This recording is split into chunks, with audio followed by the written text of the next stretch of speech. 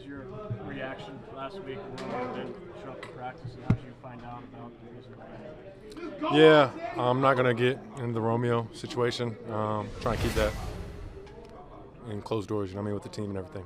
Going forward, how do you mend things with football? Yeah, I think we move forward. You know what I mean?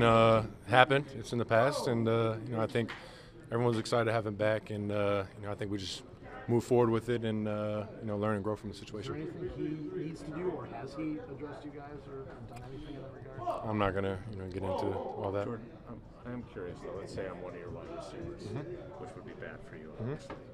If I'm struggling with my role, or if there's something bothering me, what's kind of your open door policy for your guys to come talk to you if they're struggling with something about their role or just whatever it might be? Yeah, no, I definitely as a quarterback, I always want the guys on the team, the guys on the offense who I'm throwing the ball to have that open door and feel they can come talk to me about anything, any situation, and we can build on whatever might be going through that. But yeah, it's one of those situations I love for those guys to talk, communicate with me, just so we can be on the same page, because I think as we have a good relationship, the team will have a good, everything will be better for that.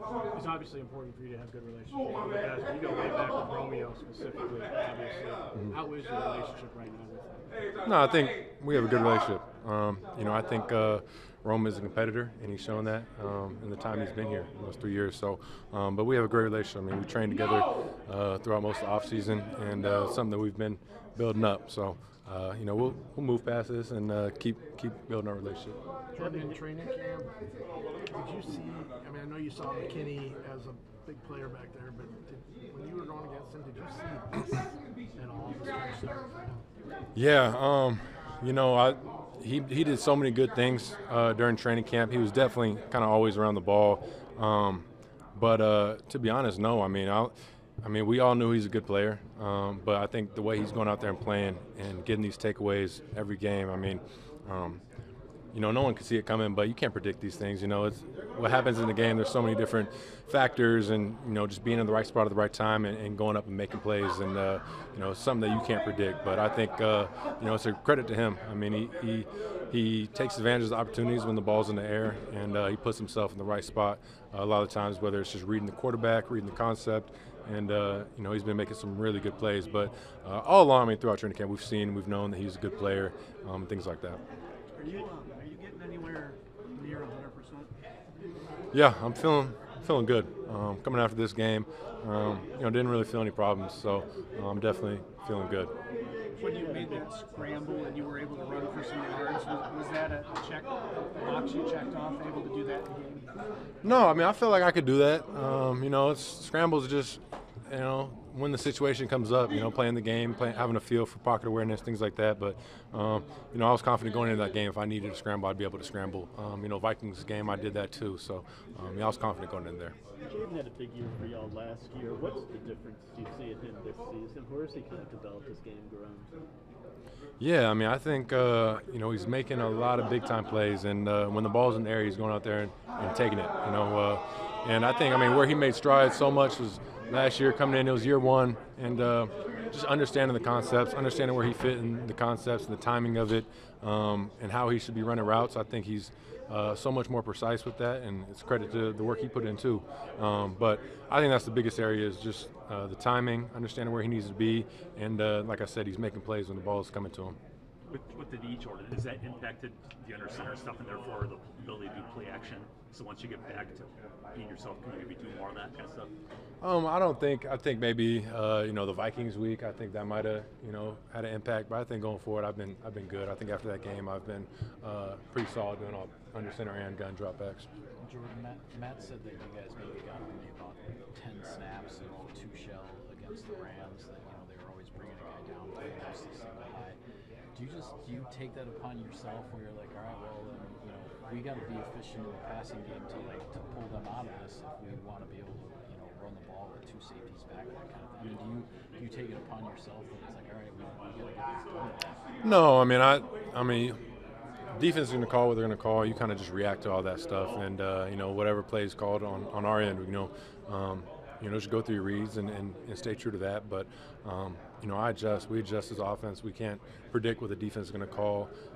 We want to make the most out of whether it's a run, a pass, and kind of play off what they're doing. So if we got to change game plans, things like that, mid-game, then we'll do that. But I don't try and focus too much on that. Jordan, with all the adversity this offense has faced with your knee and Romeo, 3 longer road trips to start the first 5 games of the year, where do you think this team is as you position yourself for the next phase with a couple home games? I'm excited to be home for sure.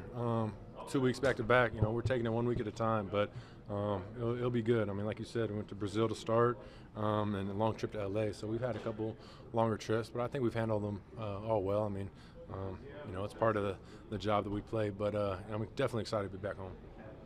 Jordan, I know everybody, quarterback hunts big plays, things like that. What's the bottom line between hunting those plays and then taking what's there for you that's maybe easier, that might not be as big a splash?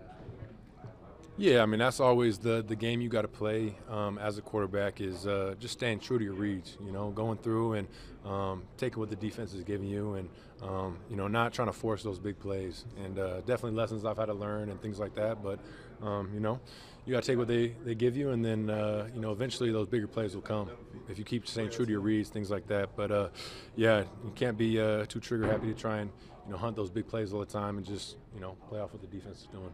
Yeah, sort of along those lines. Oh, go ahead. Can I just follow up? Yeah. You're a different guy than you were last year, where maybe you were more willing to take a check down because it's your first year starting and everything. Is it better to be aggressive now that you've seen more things, around the league and kind of what's coming? I mean, there's always, it's so situationally, dependent. But I'm an aggressive quarterback. I'm always trying to push the ball downfield, and I believe in my arm talent and the guys around me that they're going to make plays, things like that. But it's always, you gotta, like I said, you gotta stay true to your reads and go through progressions, and if they're taking stuff away, be able to find those check downs. But I think that's something that I learned last year is I was trying to.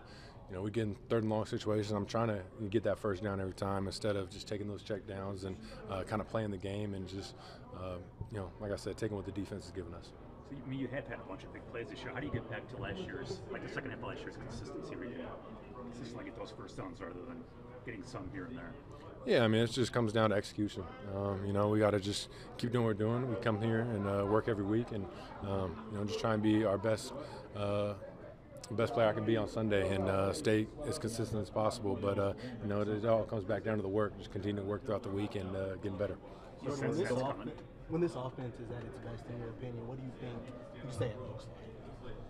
I mean, we got so many playmakers. I think it looks like a lot of guys touching the ball and making explosive plays. Whether it's the run game, the pass game. I think where we start finding ourselves in holes when we have penalties, we have negative plays, we have drops, things like that put us in 2nd and long and 3rd and long, and we kind of shoot ourselves in the foot, as you would say. But I think when we're finding those positive plays and moving and getting some explosive plays, that's when we're at our best. So Jordan, going back to Spoon's question about the downfield stuff, when Tom grades the completion to Jayden, okay, it 61 yards in the air, flick of the wrist, awesome. Triple coverage, not as awesome. Like, how does that get graded, and how do you personally view the great result and the decision? Yeah, I got a 0 on the grade sheet for a decision there, which I knew was going to happen after going on the sideline. But yeah, I mean it worked out. Is what you say. Not a great decision. It worked out, but you can't rely on that working out all the time. It's we're glad it worked and learn from it, grow from it. But not a great decision. Still a pretty cool play, though. Yeah, very, very cool play. Very cool play for sure. Great catch by Jayden Reed with 3 guys around him, and it looked cool, but it definitely could have went wrong. But I'm glad it worked out, and something where I just got to make a better decision in that situation. Did you kind of expect that reception from Tom, or were you surprised when he said the decision? No, I wasn't surprised. You know, Tom is who Tom is, and he's going to stay true to how he grades us, how he coaches us, and that's, you know, staying true to our reads, going through our progressions, having great feet, being on time with our feet, reading with our feet. And, you know, if you're not doing that, Tom's going to let you know you're not doing that. So, you know, that's what I appreciate about Tom and the way he coaches is it doesn't matter who it is. He's going to coach you the same and stay true to the reads and progressions you need to be doing. Would you take that shot again?